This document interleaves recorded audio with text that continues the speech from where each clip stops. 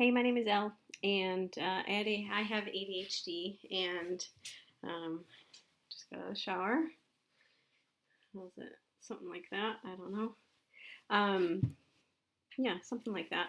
Uh, so I have this Garmin watch, and um, I love this modern but as close to analog. Uh, well, it's digital, but it's as close. It's a digital watch that's as close to analog as I can. It has connectivity capacity, but it's not touchscreen. It's not backlit in the way that makes you gives you like that blue light, and but it's very functional. It's very, if I need a light, I can always see it in any kind of light, even when it'll track how far I'm running. And it's smart enough even that when I go, so I could do a whole review on it. It's smart enough that when I do that, even when it's off, it knows that I'm looking. And it knows that it's dark and will light up. That being said, it's not like listening to me. There's no mics. I don't get emails popping in there. I can have my calendar come in or not, just basic. It could used to be able to have some recorded messages that you could send off if somebody called, like that you could say busy or on the trail, or call you soon, or um, something like that, or headed home, like whatever the common things you're going to say. Anyway, I could do a big review on this. Really love it. But one of the features, as somebody that struggles with time management due to my ADHD, is timers. It has so many timers. Right now I'm using the stopwatch function, which I do have one. I'd love to give them some feedback on how to change that. But the timer is, timers are amazing. I don't know, I can have like 8 timers, which I do. I have like a 30-second repeating one, 1 minute one repeating. So when I'm doing like interval, like workouts, I'm going to do this for 30 seconds. I'm going to do the next activity. Or I've been using that with my increasing back into running soon, like these intervals on, intervals off, and I don't have to pay attention. I just listen for the sound and change from like a run to a walk, which is allowing me to build my resilience and go further as I recover from this knee injury that I've had for a little bit. Right now I'm timing for laundry to see like how long it actually takes to do a cycle, because there's this auto function, but I find it'll say like a certain time, but there's auto, and so depending on the humidity in there, what materials are in there, it takes a different amount of time. So I just want to see. But say I'm like gonna boil eggs and I need the water's boiling, or I'm making rice and it needs to be on there, depending on what I'm making, 10 minutes. It needs to be on there 15 minutes, 20 minutes, 3 minutes. I can't tolerate just like staying right there. There's too many things to do, and so I go off, but out of sight, out of mind. As soon as I walk into another room, it's like, which I guess is an actual phenomenon. I'll put a pin in that. We'll have a conversation about that. That was really interesting. I saw introduced by Michael Phelps to me of this psychology, this thing we know about our brain that he used through his training in sports psychology to become from sports psychologist, right, to become the world-class athlete that he was. Like his mentation had to be really, really solid. So put a pin in that. We can talk about that. But when you go and I go into another room, it's like it does this thing that's actually a psychological thing that persons with ADHD, it's really out of sight, out of mind. So when we go to organize, if there's not a habit behind there, I'll get organized and then I can't find things. Like just yesterday, I love candles.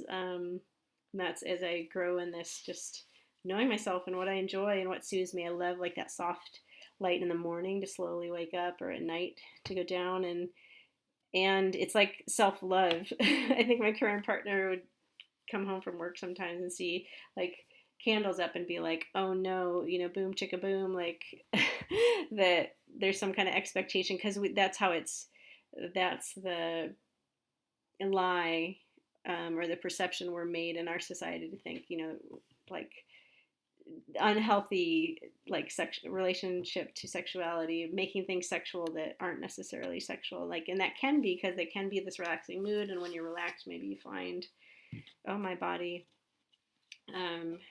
would like to have sexual relations, and I would like to have a sexual relationship with you right now. Sexual relations, is that something you're interested in, right? And consent, and you can do that. But candles just feel so good just for me, and there are times I would have it up just kind of for me, and then maybe there were times where I was open to that happening, but there was just because a lot of the times I might be open to that happening, and whether candles are out or not. Candles. So I've learned that and bought that and had a stash so I can just always have candles, and I like the small candles that go in votives. I don't think they're called votive candles, but and then like some bigger ones that last a little bit longer again. So I have tea lights, right? So big tea lights, and like just 24 packs of them. And then for a while I had half of a 24 packs in a brand new one, and then it was sitting on the side, and then I rearranged this drawer, and now it's just like all candles in there, basically, in candle holders. So whenever I need it, and then I can light a whole room with that and have this nice soothing ambiance. Or I had a bath earlier, and that, some lights, and it just helped with desensitizing or sensitizing myself to the like there's like fewer sensations coming in, so in that way desensitizing, but becoming more aware of your senses. When you get overloaded, you have to withdraw from sensory experiences. And so today I've been thinking a lot about Sabbath, so put a pin in that. We can talk about that. But this watch is really wonderful. I've been using it even. I have a senior dog right now who's, boxer, who's 12 and a half. Their life expectancy is 10 to 12. He is still really happy, has really great appetite. Bowel systems are working really well, no signs there. He's really good disposition, just tail wagging. He's laying behind me right now, and his brother is licking his face. Sometimes he likes it, and sometimes he doesn't. It helps, with the little eye brush, so it keeps his face clean, but sometimes I think brother does it. Sometimes it's not a helpful thing. I think he's, some kind of, hey, leave him.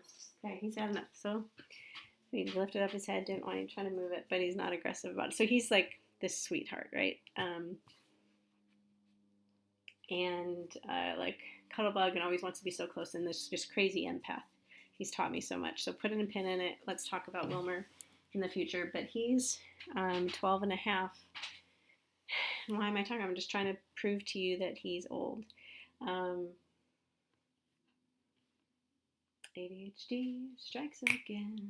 ADHD strikes again.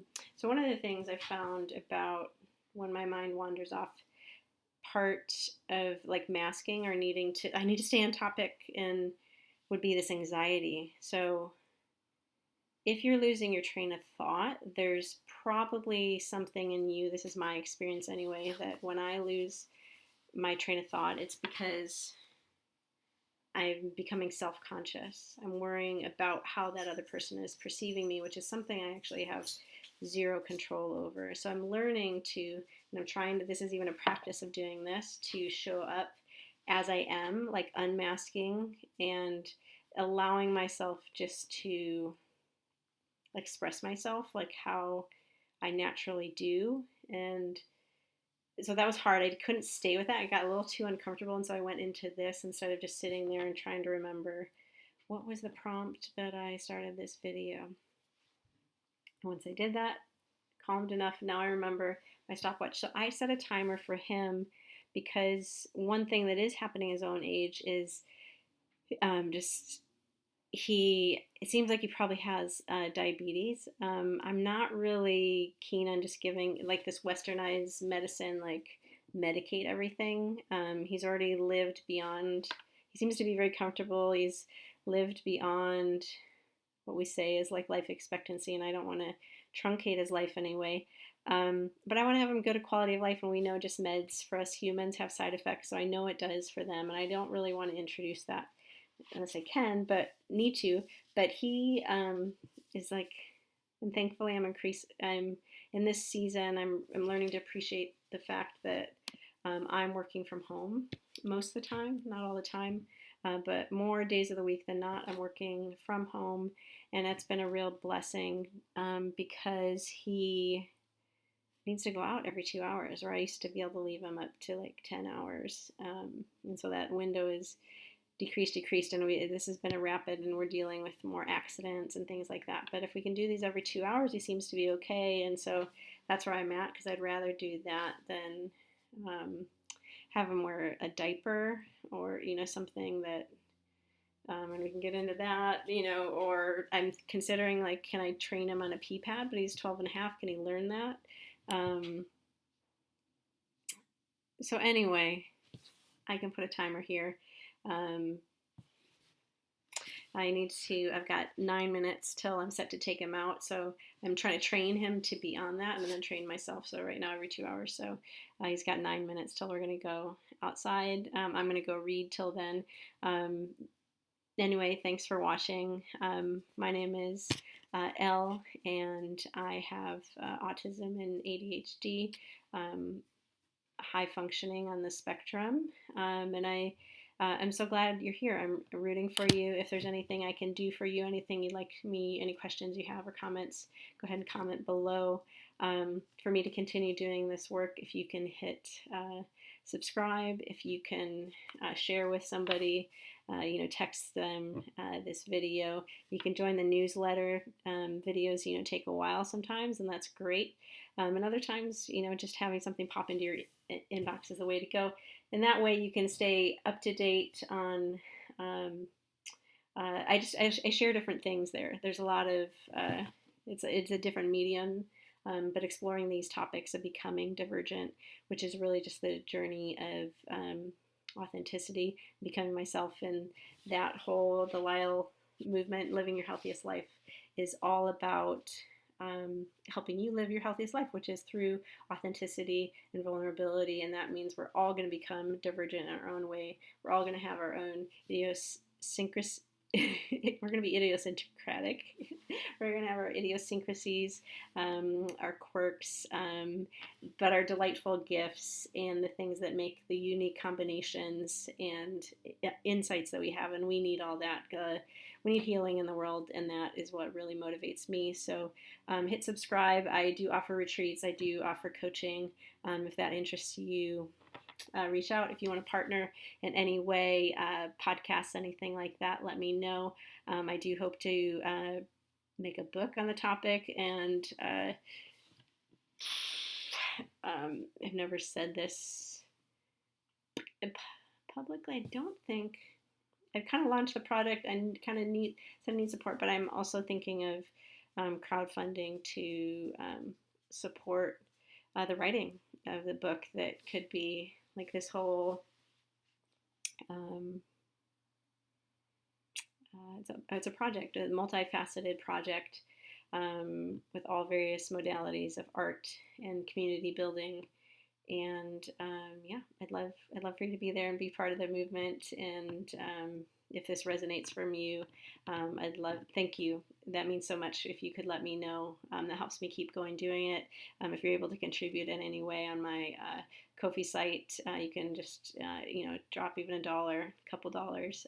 But that just right now, this is just a passion project. But I believe that I'm here to help make your life better. And so this is just me here offering the gift. If that means anything to you, thank you. You'll know. You don't have to worry about it. I'm not trying to convince you. I just want to say thank you if that's you, and just a reminder and an invitation to exchange that flow and let me know some way. Rooting for you.